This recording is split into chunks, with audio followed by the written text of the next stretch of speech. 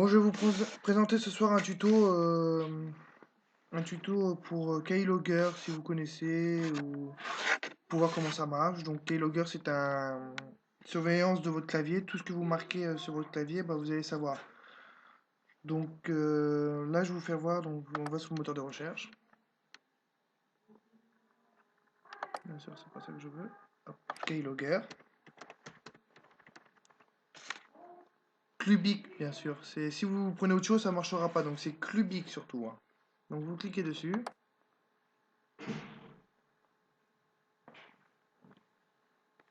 Télécharger. Donc là, il va y avoir un petit téléchargement. Donc, on attend un peu.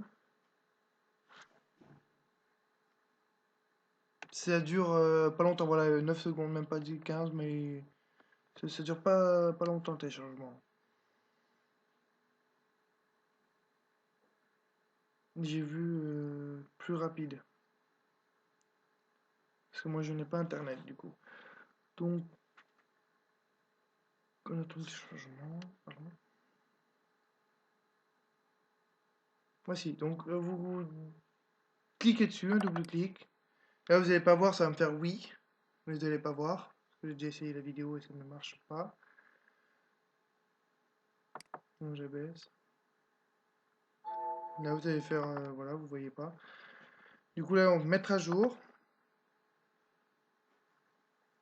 Voilà, moi j'ai du dossier, vous ne l'aurez pas, ça sera tout blanc. Donc là, vous faites démarrer, arrêter si vous voulez arrêter, mais ça, on voit ça après. Donc démarrer, il y a importer, et quand vous cliquez par exemple sur un dossier, vous pouvez l'enregistrer si vous voulez des preuves ou quoi que ce soit. Donc bref, donc comme c'est un logiciel caché que personne ne peut le voir à part vous, donc là, vous supprimez parce que F9 c'est vraiment de la vraie merde. Donc vous cliquez soit WXC ou n'importe quelle lettre de votre clavier. Donc moi j'ai marqué C parce que c'est le plus rapide. Donc vous faites majuscule Alt C et du coup bah, il va sortir, mais il sera caché donc c'est pas possible à trouver. Donc vous faites OK. Et là bah comme je vous ai assez. Donc là je vais vous faire un exemple du logiciel. Donc vous faites fermer. Donc là il reprécise c'est quoi. Donc vous faites OK. Donc on va redessus, on va sur là. Donc vous marquez Facebook si vous voulez.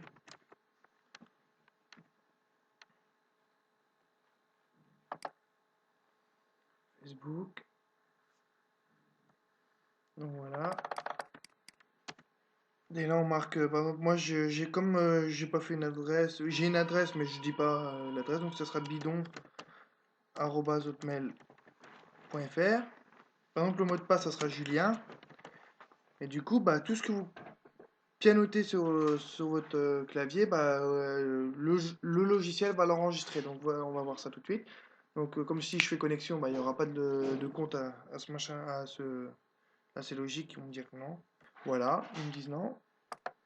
Donc on ferme et là je vais vous faire sortir le logiciel. Donc majuscule Alt C.